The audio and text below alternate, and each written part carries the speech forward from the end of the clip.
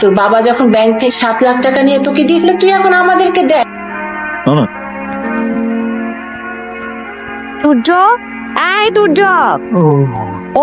কি হয়েছে? শুক্রবার দিন একটু ঘুরে ফেলবো। বাজার করবি না? তোর বাবা তো গত সপ্তাহে বাজার করলো, তুই বাজার কর।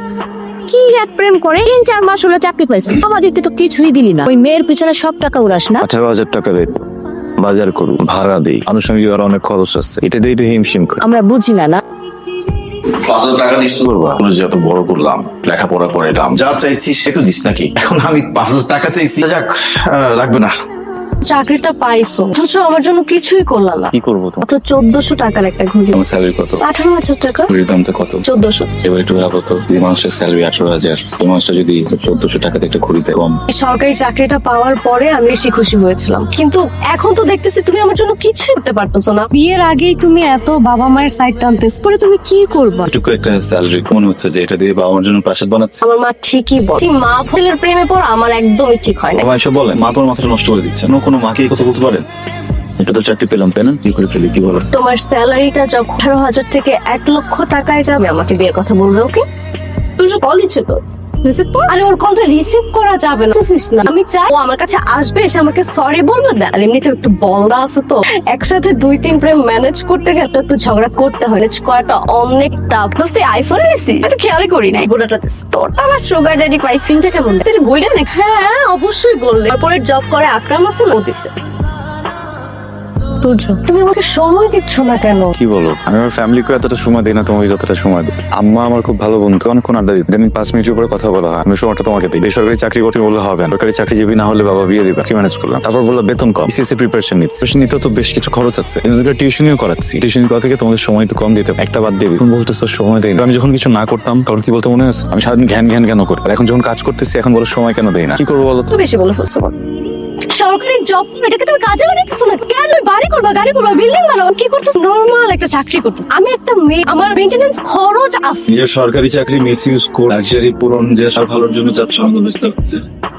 আওয়ামী লীগের রাজনীতি করি, তোর বাবা তো কম কামাইনি, অনেক কামাই। তোমাকে তো আমি একটা আইফোন গিফট দিতেই পারো, এটা তুমি ব্যবহার করো। ও মাই গড, পছন্দ হয়েছে?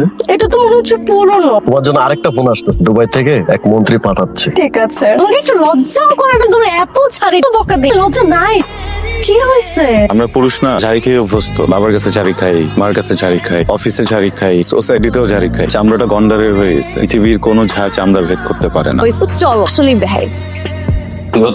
তুই আমার কয় বছরের ছোট? 2 বছরের। বড় ভাইয়ের সারা জীবন নাম ধরে ডাক, অঙ্ক থেকে শিখছি। তুই বড় ভাইয়ের দায়িত্ব পালন করে আমি সম্মান দিতে দিতে একদম আকাশে তুলে দিলাম। একটা ব্যাগ লাগবে, আমি ফার্স্ট ইয়ার থেকে এক ব্যাগ ইউজ করে গেছি, ঠিকই নতুন ব্যাগ লাগবে। এটা দিলে ভাই রাখবি? আগের মাসে কিনে দেবো। শিওর? 100% শিওর। 2-3 হাজার টাকা হলে হবে। এডিডাসের 9,000 টাকা, 2-3 হাজার টাকা দিয়ে আমি স্যালারির অর্ধেক 9,000 টাকা দিন, তোর কেমন ব্যক্তি? ভাই আসলে সব টাকা পায়লাপুর পিছে খরচ করতে, পায়লাপুর পিছে একদম না। বেয়াদব, ভাইয়ের সাথে কেমনে কথা বলতে জানোস না? আমি তোমার বড় ছেলে, যদি কোনো প্রবলেম হয় আমার বলতে পারো। ব্যাগ কিনতে চাইছি, ও আমার 3,000 টাকা দিতে, আমার না। এই এটা বাচ্চা মতো করবি না, ছোটবেলা থেকে দেখতেছ আব্বা আম্মার সামনে আসলে বাচ্চা মতো ভঙ্গ। বদলাই গেছে অনেক। তুর্য, এত সিলি ম্যাটার নিয়ে তুমি কেন করতেছো আমাকে বলো তো? অবশ্যই এটা সিলি একটা ম্যাটার। আমি যদি তোমাকে মিথ্যা বলে একটা মেয়ে কিনে বেঁধে দিতাম। আমি বিশ্বাস করি যে তুমি আমাকে ঠকাবা না, আমাকে ঠকিয়ে অন্য একটা মেয়েকে নিয়ে ঘুরবা না। তোমার চোখে সেই ট্রাস্ট আমি কখনো দেখি। আমি আমার ফ্রেন্ডের সাথে বের হইছিলাম, আপনি আমার জাস্ট ভালো একটা ফ্রেন্ড, আমি বল চেষ্টা করতেছি, তুমি বুঝতেছো না। হাত ধরছিলেন, আমার ছোটবেলার ফ্রেন্ড, হাত ধরতে পারে না?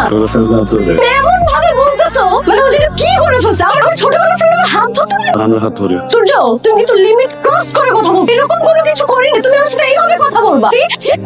তুমি আমার জাস্ট এই মুহূর্তে মনে হইছে ওর সাথে রিলেশনে যাওয়াটাই আমার বোকামি হইছে। তুমি আসলে আমাকে ডিজার্ভ করো না। ছোট ছেলের জন্য টাকাগুলো রেখে দিলে ভালো হয়। ও আমাদের কথা ঠিকই শুনে। পরে যাইতে আর মনে হয় আমার কাছে টাকা পয়সা নাই, টাকা পয়সা বড় ফ্যাক্ট, বুঝছ তাই? আর কিসের বড় ভাই? খালি নামের বড় ভাই, এমন কিছু করছে, কিছু দিতে পারছে? এই 7 লাখ টাকা ম্যানেজ করে দিছি বলেই তুমি চাকরিটা পাইছো। 18,000 টাকা বেতনে চাকরি, 7 লক্ষ টাকা ঘুষ দিছো, কে বলো নাই পর্যন্ত। কেন দিছো তুমি ঘুষ? কেন দিছি সেটা তুমি বুঝো না? আমি বুঝি না, আমাকে বুঝাও। তুমি সরকারি চাকরিটা পাও, আর সরকারি চাকরিটা পাইলে তোমার উপরি কামাই হবে। এই কারণে তোমরা আমাকে চাপ দিচ্ছ যে আমি ঘুষ খাই না।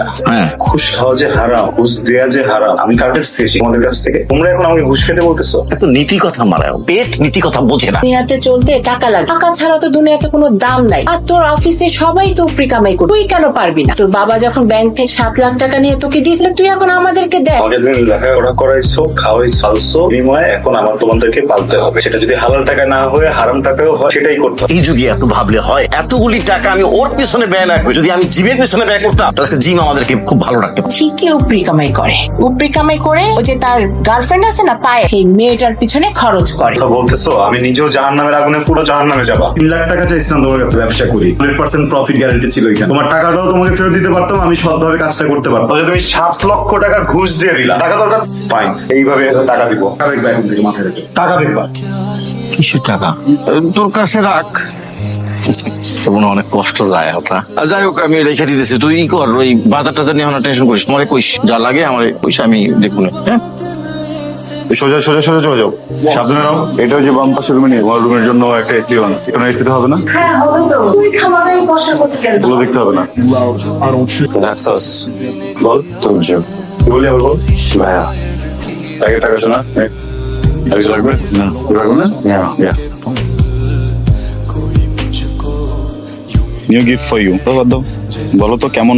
সরি, ভুল কোশ্চেন আস্ক করছি। এটা দাম 1.5 লাখ টাকা। অনেক ভালো। শার্টটা $300 কেনা। You love me. আমরা বিয়ে কবে করতেছি? সরি, ভালো না এখনো, তাহলে বলবো। তুমি কিন্তু আমার সাথে 3-4 বছর প্রেম করছো, আমি তোমাকে এত সহজে ছাড়তেছি? আমি জানি তুমি আমাকে এখন আর এত সহজে ছাড়বে না, কারণ আছে না। Love you. করবো বিয়ে, করবো, তোমাকে বিয়ে করবে। কি রে বাবা, এত টাকা তোর কাছে? বাবা কি জিজ্ঞেস করলো মাত্র, এতগুলো টাকা কেন? আমি অনেক হিসাব করে দেখলাম, ছোটবেলা থেকে এখন পর্যন্ত স্কুল, কলেজ, ইউনিভার্সিটি পিছনে 50 লাখ টাকা তুমি খরচ করো। পুরো টাকাটা তোমার নামে চেক। তো একটা ছেলে কখন দুর্নীতিবাজ, ফ্যামিলির প্রেশার, বাবার মার কটূক্তি, দশের মানুষটার প্রেশার, অসম্মান, চিট, সবকিছু না বাধ্য করে একটা ছেলেকে দুর্নীতিবাজ হওয়ার। মূল্য বললে কি কিছু এক্সিস্ট করে বাবা? যেহেতু উনি একজন ঘুষখোর, তার হাতে ঘুষের টাকাটা দিয়ে দিলাম। Please no. মতো কিছু মানুষ আছে সমাজে যারা মাথা উঁচু করে ঘুষ খায়। মাথা উঁচু করো, মেক আস প্রাউড। মনে করে নিও যে একটাই সন্তান জন্ম দিয়েছো, তোমাদের টাকা শোধ। এবার আমি আমার মতো চলে যেতে চাই। এই দুর্নীতির টাকা কামাই করতে যে কয়েক মাসে আমি এত মানুষের ক্ষতি করেছি, এটা হজম হচ্ছে না। একজন ভদ্রলোক পেনশনের টাকার জন্য উড়াচ্ছিল আমার চোখের সামনে। এই লোকটাকে আমি অমানুষের মতো খাটিয়েছি, টাকা দেই। আর হয়তো 2 বছর 4 বছর বাঁচবেন না। ভুলেও যদি তারপরে সামনে থেকে হেঁটে যে আমি যদি কোনো জানতে পারি ওই লোকের কম পেনশনের টাকার জন্য এতদিন ঘুরিয়েছে, নিজের চোখ আয়নাতে নিজের মুখ নিজে দেখবো, বল। হ্যাঁ, আমি না তোমার মতো আসলে এত ভালোভাবে ঘুষ খেতে পারতেছি না। আমার রাতের ঘুম হচ্ছে না বাবা। আমাকে ক্ষমা করে দেওয়া যে তুই একটু মান না, আমার একটু মান না। চিন বিয়ের পরে হানিমুনে কোথায় যাবো ভাবছো? তুমি যেখানে নিয়ে যাবা সেখানেই যাবো। জান না দিতে চাই তোমাকে। সারাক্ষণ তোমার দুষ্টামি করতে হবে। আমার বাবা আর মা, আমার ভাই সবার সাথে বসছিলাম, বসে ওর সাথে সম্পর্ক শেষ করে আসছি। বুঝিনি। আর বাপ ছোটবেলা থেকে আজ পর্যন্ত যত টাকা খরচ করছে সবটাকে এইভাবে তার মুখে ছুড়ে নিয়ে আসছে। কিছু মানুষের জন্য দুর্নীতি করতে করতে কবরটাকে আজাবের জায়গা বানিয়ে করতেছে। মানুষের ভিতরে তুমিও একজন। ভাবতেছি তোমারটা ছেড়ে দিই, কি হবে?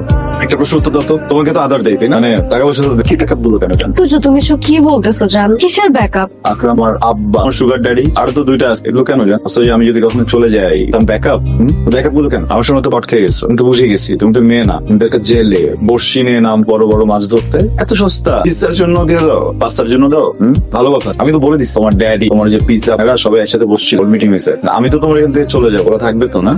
নাকি ব্যাকআপের স্টোরেজ ফুল হয়ে গেল? তোমাকে এখানে এসেছিলাম দিয়ে আগে মুখে একটা বাড়ি দিব। কেন দিনই বলো তো? এখানে আসার আগে আমি তোমার আম্মাকে ফোন করছিলাম, কথা বলতে বলতে আবেগ থেকে পানি চলে আসছে। বললাম আপনার মেয়ে তো আমার সাথে এইটা করছে, করবো। আম্মা আমাকে বকাশোনা করছে, আমার নাকি প্রবলেম, আমার দোষ ধরে। আসলে তোমার বোন ছিল, কার করে কি বলে জানো? আমাকে নাকি অর দিবে। কথা বলতেছো না কেন? আমি মারবো, আমি তোমার বাড়ি দিব না। দোস্ত তোমার একা না, আমি তো একা অসহায় না, তোমার আব্বা অসহায়। জাস্ট না, এখান দিয়ে যাও। টাকা লাগবে?